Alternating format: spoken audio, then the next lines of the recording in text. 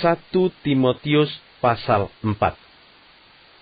Tetapi Roh dengan tegas mengatakan bahwa di waktu-waktu kemudian ada orang yang akan murtad lalu mengikuti roh-roh penyesat dan ajaran setan-setan oleh tipu daya pendusta-pendusta yang hati nuraninya memakai cap mereka.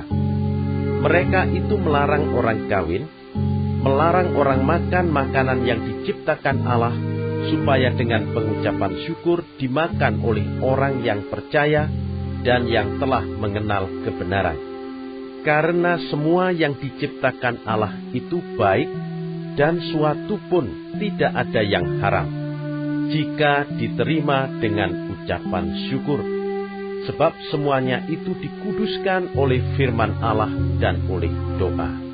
Dengan selalu mengingatkan hal-hal itu kepada saudara-saudara kita, engkau akan menjadi seorang pelayan Kristus Yesus yang baik, terdidik dalam soal-soal pokok iman kita dan dalam ajaran sehat yang telah kau ikuti selama ini.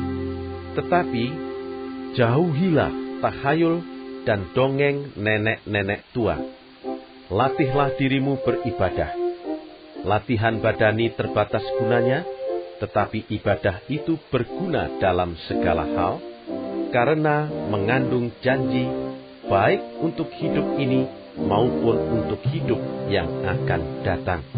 Perkataan ini benar dan patut diterima sepenuhnya.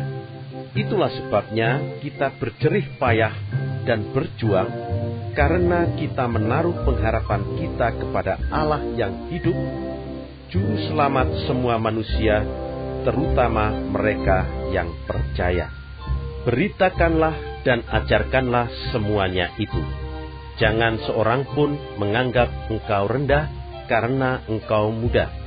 Jadilah teladan bagi orang-orang percaya dalam perkataanmu, dalam tingkah lakumu, dalam kasihmu, dalam kesetiaanmu, dan dalam kesucianmu. Sementara itu, sampai aku datang, bertekunlah dalam membaca kitab-kitab suci, dalam membangun dan dalam mengajar. Jangan lalai dalam mempergunakan karunia yang ada padamu, yang telah diberikan kepadamu oleh nubuat dan dengan penumpangan tangan sidang penatua. Perhatikanlah semuanya itu, hiduplah di dalamnya supaya kemajuanmu nyata kepada semua orang. Awasilah dirimu sendiri dan awasilah ajaranmu. Bertekunlah dalam semuanya itu, karena dengan berbuat demikian engkau akan menyelamatkan dirimu dan semua orang yang mendengar engkau. 1 Timotius pasal 5. Janganlah engkau keras terhadap orang yang tua, melainkan tegurlah dia sebagai bapa. Tegurlah orang-orang muda sebagai saudaramu, perempuan-perempuan tua sebagai ibu, dan perempuan-perempuan muda sebagai adikmu dengan penuh kemurnian. Hormatilah janda-janda yang benar-benar janda. Tetapi jikalau seorang janda mempunyai anak atau cucu, hendaknya mereka itu pertama-tama belajar berbakti kepada kaum keluarganya sendiri dan membalas budi orang tua dan nenek mereka, karena itulah yang berkenan kepada Allah. Sedangkan seorang janda yang benar-benar janda, yang ditinggalkan seorang diri, menaruh harapannya kepada Allah dan bertekun dalam permohonan dan doa siang malam. Tetapi seorang janda yang hidup mewah dan berlebih-lebihan, ia sudah mati selagi hidup. Peringatkanlah hal-hal ini juga kepada janda-janda itu, agar mereka hidup dengan tidak bercela.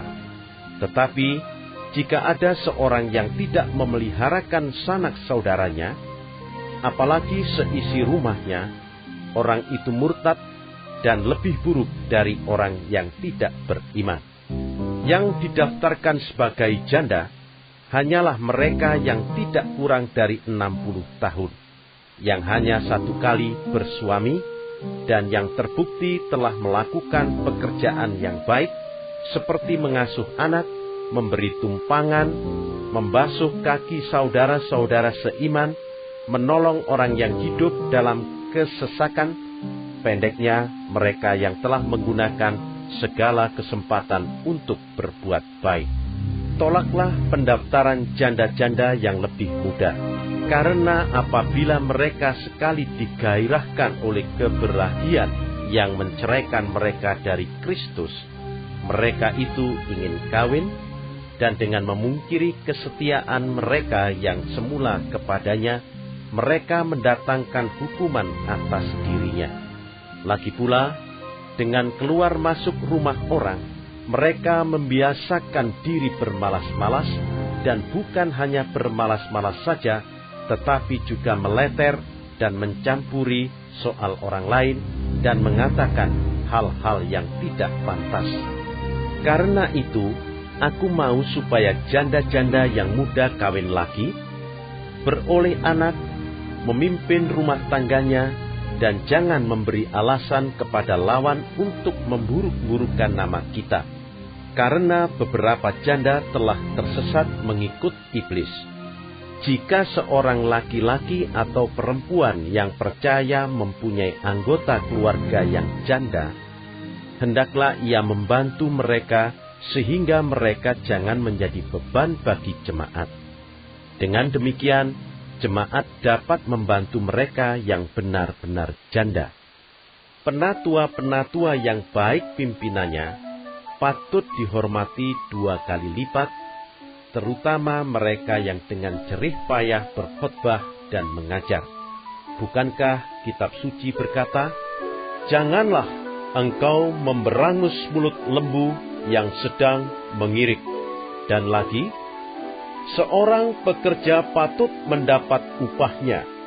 Janganlah engkau menerima tuduhan atas seorang penatua, kecuali kalau didukung 2 atau 3 orang saksi. Mereka yang berbuat dosa, hendaklah kau tegur di depan semua orang, agar yang lain itu pun takut. Di hadapan Allah dan Kristus Yesus dan malaikat-malaikat pilihannya, kupesankan dengan sungguh kepadamu, camkanlah petunjuk ini tanpa prasangka dan bertindaklah dalam segala sesuatu tanpa memihak.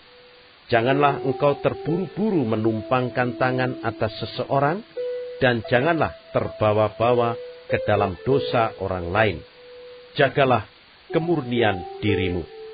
Janganlah lagi minum air saja, melainkan tambahkanlah anggur sedikit, berhubung pencernaanmu terganggu dan tubuhmu sering lemah. Dosa beberapa orang menyolok, seakan-akan mendahului mereka ke pengadilan, tetapi dosa beberapa orang lagi baru menjadi nyata kemudian. Demikian pun perbuatan baik itu segera nyata, dan kalau tidak demikian, ia tidak dapat terus tinggal tersembunyi. 1 Timotius pasal 6. Semua orang yang menanggung beban perbudakan hendaknya menganggap tuan mereka layak mendapat segala penghormatan, agar nama Allah dan ajaran kita jangan dihujat orang. Jika tuan mereka seorang percaya, janganlah ia kurang disegani karena bersaudara dalam Kristus, melainkan hendaklah ia dilayani mereka dengan lebih baik lagi, karena tuan yang menerima berkat pelayanan mereka ialah saudara yang percaya dan yang kekasih. Ajarkanlah dan nasihatkanlah semuanya ini.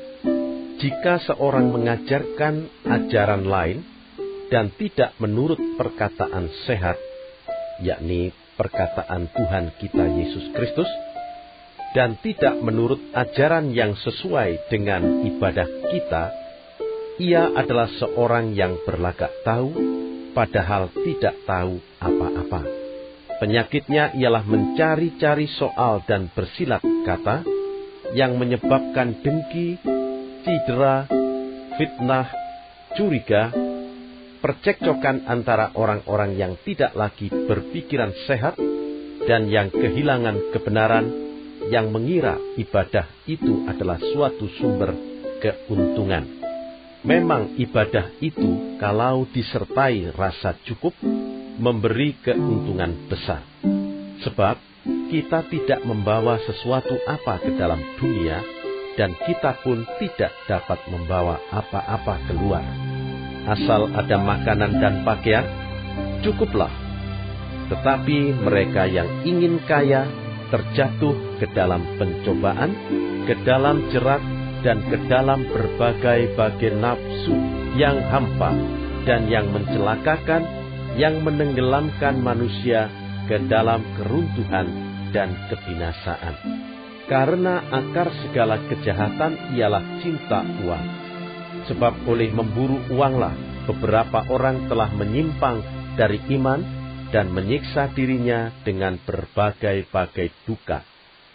Tetapi engkau, hai manusia Allah, jauhilah semuanya itu. Kejarlah keadilan, ibadah, kesetiaan, kasih, kesabaran, dan kelembutan. Bertandinglah dalam pertandingan iman yang benar, dan rebutlah hidup yang kekal. Untuk itulah engkau telah dipanggil, dan telah engkau ikrarkan ikrar yang benar di depan banyak saksi. Di hadapan Allah yang memberikan hidup kepada segala sesuatu, dan di hadapan Kristus Yesus yang telah mengikrarkan ikrar yang benar itu, juga di muka Pontius Pilatus, kuserukan kepadamu, turutilah perintah ini dengan tidak bercacat dan tidak bercela, hingga pada saat Tuhan kita Yesus Kristus menyatakan dirinya, yaitu saat yang akan ditentukan oleh penguasa yang satu-satunya dan yang penuh bahagia, Raja di atas segala raja dan Tuan di atas segala tuan. Dialah satu-satunya yang tidak takluk kepada maut, bersemayam dalam terang yang tak terhampiri. Seorang pun tak pernah melihat dia, dan memang manusia tidak dapat melihat dia. Baginyalah hormat dan kuasa yang kekal. Amin.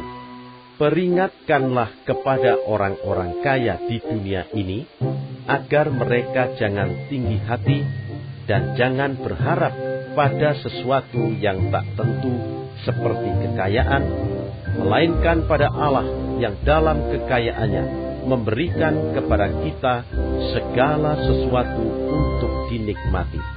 Peringatkanlah agar mereka itu berbuat baik, menjadi kaya dalam kebajikan, suka memberi dan membagi, dan dengan demikian mengumpulkan suatu harta sebagai dasar yang baik bagi dirinya di waktu yang akan datang untuk mencapai hidup yang sebenarnya. Hai Timotius, peliharalah apa yang telah dipercayakan kepadamu. Hindarilah omongan yang kosong dan yang tidak suci, dan pertentangan-pertentangan yang berasal dari apa yang disebut pengetahuan, karena ada beberapa orang yang mengajarkannya, dan dengan demikian telah menyimpang dari iman. Kasih karunia menyertai kamu.